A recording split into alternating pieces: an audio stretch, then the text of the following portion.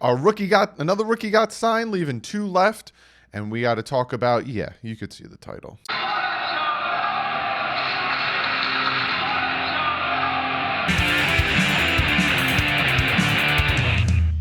What is up, Fin fans? Yes, we're going to be talking about Chris Sims today. Now, I'll get into it, and I'll explain why. But before we jump into that, again, I will be live tomorrow, 1 p.m. Eastern Standard Time. Gonna be able to have you guys come on, pop on a few minutes, chat, keep a revolving door, because a lot of times you guys are commenting. This time I'm going to let you guys come in. Talk to me face to face, all that stuff. And maybe we'll talk about what Ted Karras and Christian Wilkins had to say, because they did some press conferences yesterday. But before I jump into the fat of the matter, which you can read, is the title. We got Austin Jackson signed his rookie contract. It's a 4-year deal, about $13 million with a $7.5 million signing bonus. So we got Austin Jackson inked in. Now we just need to get Hunt and Igbenogany. Again, I think the process is taking a little bit longer than it normally does because of what's going on and the fact that it's hard to get people into the facility to sign their contracts, take their physicals, do all that stuff. So that's probably why you're seeing a lot of free agents still sitting out in the market. A lot of rookies still haven't signed and all that stuff. It's a little slow this year. Like I talked about in a video 2 videos ago.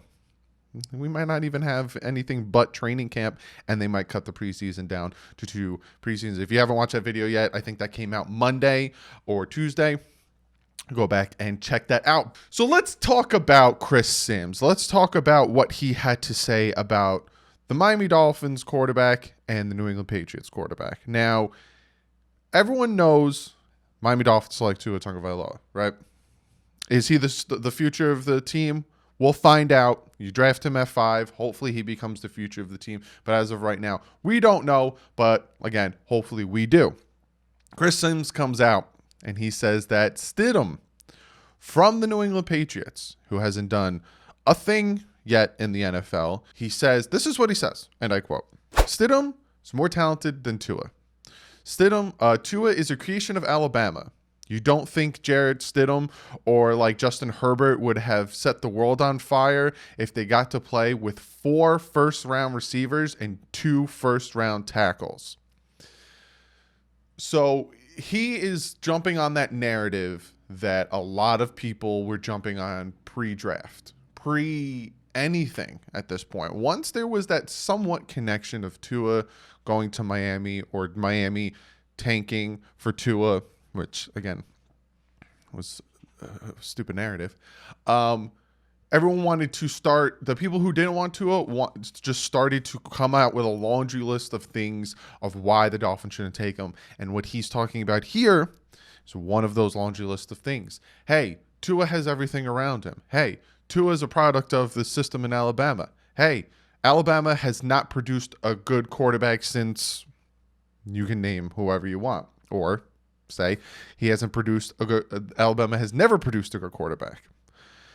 These narratives that are pushed to me are a little bit ridiculous, right? Now, I'll talk about them. I've talked about this countless times pre-draft. I've talked about this because you got to give the kid a chance.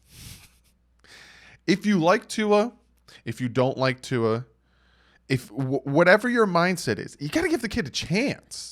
Let him get on the field. Let him throw the ball. Let him work on his footwork. Let him do whatever he needs to do to become a better quarterback. You got to give the kid a chance. Now, he talks about having 4 first-round wide receivers and 2 first-round tackles, right? I've talked about this countless times, right? When it comes to a football team, especially when it comes to the quarterback, wide receiver, quarterback, offensive line relationship, it's a yin and yang situation. When it comes to a quarterback, wide receiver relationship, right? Yes, there are some quarterbacks that are doo-doo, and when they don't have Randy Moss, Calvin Johnson, Julio Jones, whoever you want to name, they have crumbled, right? There's certain quarterbacks like that, and there's certain quarterbacks that you put me at wide receiver. Not saying I'm bad. I'm actually pretty decent at wide receiver. Hey, I'm 6'5". I'm a big guy. They can do great things. Peyton Manning, Tom Brady, Ben Roethlisberger.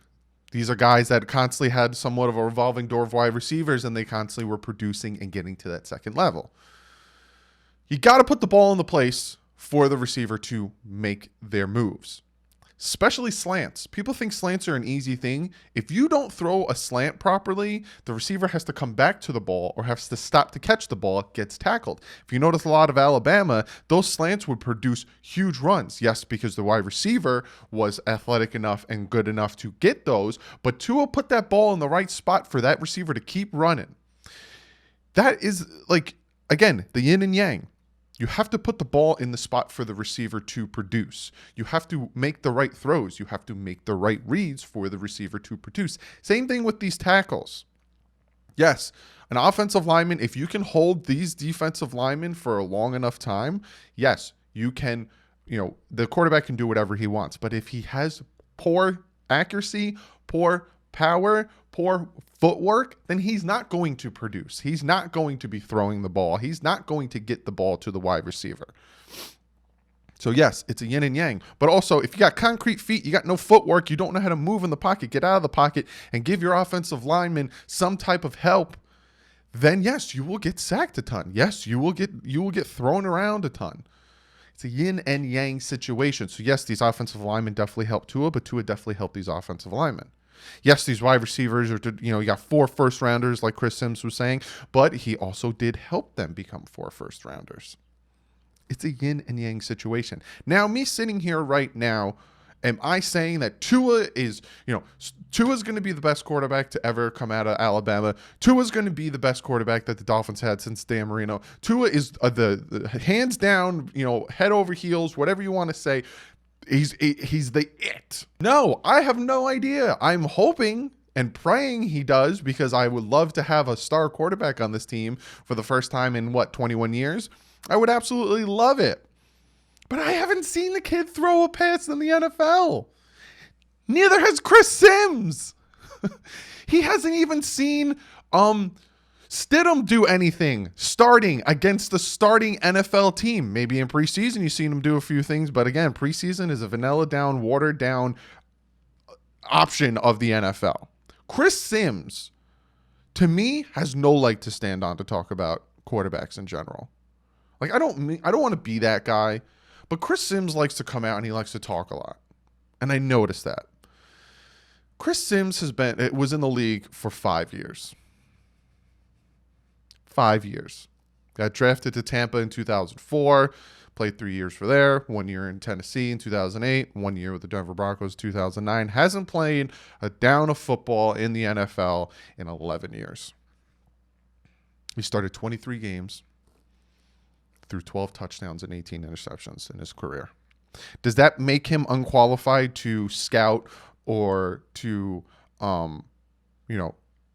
assess quarterbacks? Not necessarily. But to talk about these guys before you've seen them play, to talk about this guy's better because of this, or this guy's not as good because of this, drives me nuts. Absolutely nuts.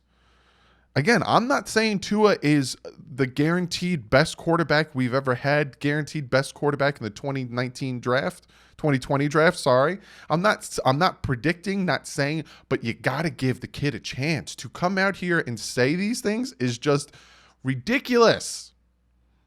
Ridiculous. Alabama hasn't, and I've heard this too, and I was reading it. I even tweeted it out. Alabama hasn't produced a starting quarterback. Alabama doesn't produce good quarterbacks. Tua is a product of that system, and he won't.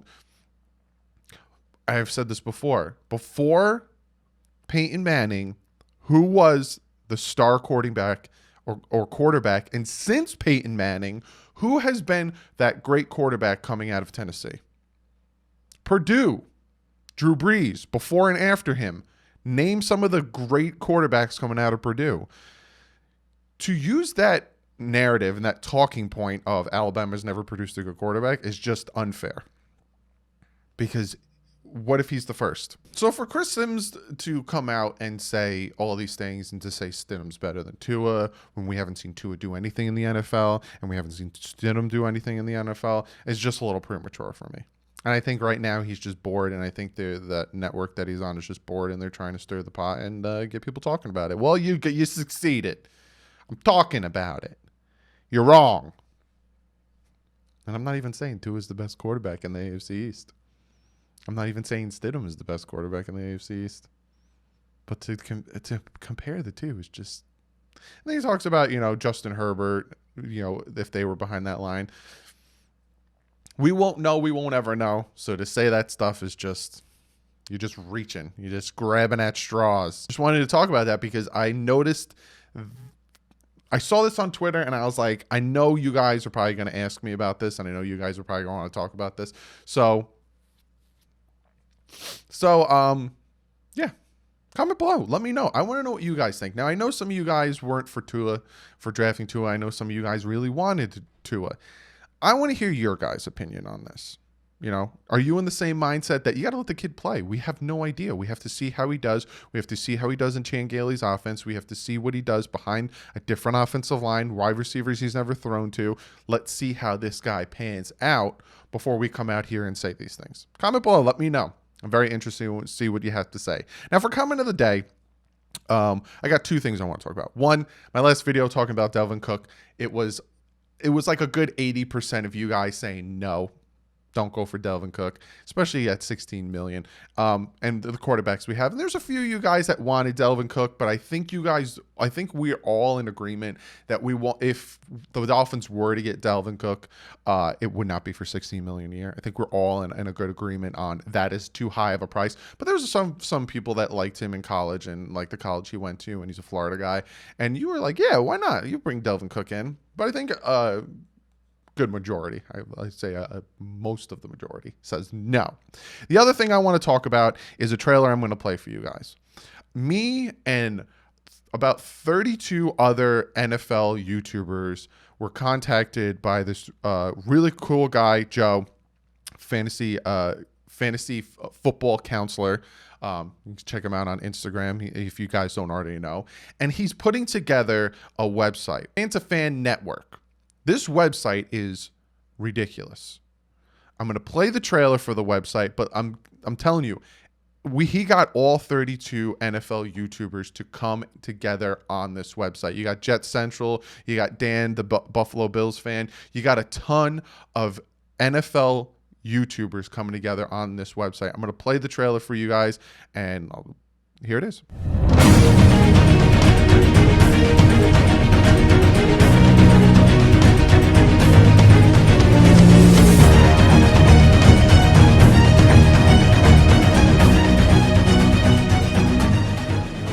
So yeah, if you're not excited for that trailer, I'm telling you, this website's going to be really great. And that doesn't mean I'm not going to be posting YouTube videos. I'm going to be posting YouTube videos. This is not going to stop. Essentially, these videos are also going to be on that website. So if you guys want to check it out, I'll let you guys know. It's going to be coming out July. I will let you guys know when the website is up and running. We're going to have, like I said, all 32 NFL YouTubers going to be on there, so you can check out different teams, especially like if the Dolphins are playing the 49ers. I'm going to collab with the 49er guy, and you can check out what he has to say on that website. It's just, all that stuff. It's going to be fantastic. And again, to reiterate, this YouTube channel is just going to be posting stuff on there, kind of like what I do with DolphinsTalk.com. Just going to be posting my content on there, but this is my baby, my pride and joy. So I'm very excited. It's huge. It's a very big thing. This has never really been done before. All 32 NFL YouTubers getting together doing this thing. I'm going to start having other NFL YouTubers on this channel collabing, especially during the season when we're playing those teams. We'll get the other side of the story, get their ideas of their team. So when the Dolphins play the Jets, I'm going to have Jet Central on here. When the Dolphins play the Bills, I'm going to have Dan on here. I'm going to have a ton of different NFL YouTubers on here. It's going to be great. So yeah, I'll let you guys know when the website launches. We're shooting for July, and it's going to be an amazing thing. So I'm very excited for that, and I wanted to share that with you guys. But other than that, that's the video. Hope you guys enjoyed it. Be sure to follow me on Twitter and Instagram like usual. So as soon as I saw this tweet come out from NFL Memes, I was like, I'm making a video about this. This is ridiculous. So be sure to go check me out on Twitter. Be sure to check out the Bit Boys. I just put a video up of my instant reaction to the PlayStation 5 being released and 2 of the games that I'm very interested in. So be sure to go over there, check it out. If you like what you see, hit that subscribe button. Like I said in my last video, my Patreon, if you guys want to join that, don't feel like you need to. I started posting special videos over there, behind the scenes stuff and all that stuff. So if you want to join the Patreon, it is linked below. But other than that, give this video a thumbs up. You're excited. Training camp is here in a little over a month. Hopefully it goes smoothly. Then we got preseason. We're almost at football, fellas. So give this video a thumbs up for that. And you like the content. You like me coming out making videos. I made 3 videos back to back to back to back to back to back. That's more than 3, Doug. But be sure to give this video a thumbs up. Like I said, check out dolphinstock.com.